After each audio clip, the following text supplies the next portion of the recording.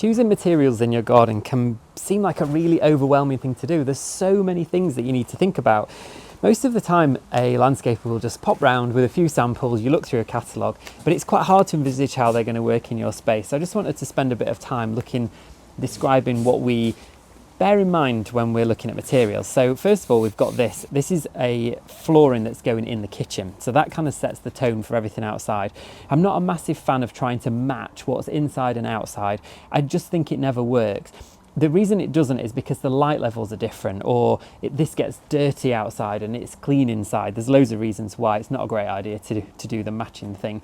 So here we've got a kind of quite a warm, taupey kind of wood. So something like this, which is kind of a limestone style porcelain, goes really nicely with that, because this brown element in here is kind of picked up in the wood. So that's a definite. There's also a lot of kind of aged bronze going on in the house with the kitchen handles and things like that. So I think we'll try and incorporate some of that into the lighting.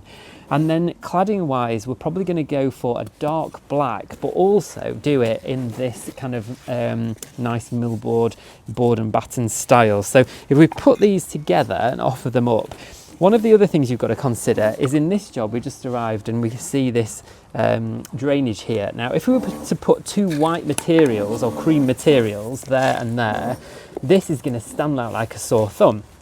But by cladding this in the black, it means that this kind of fades into what's going on the wall, and then you've got this really sharp, clean surface here. This is fine to use in this bright space. You get a lot of sun. It's quite difficult to keep clean, so you have got to be on top of it with your outdoor housework, but I think it'll look stunning. So we're using the millboard to clad the building and the wall.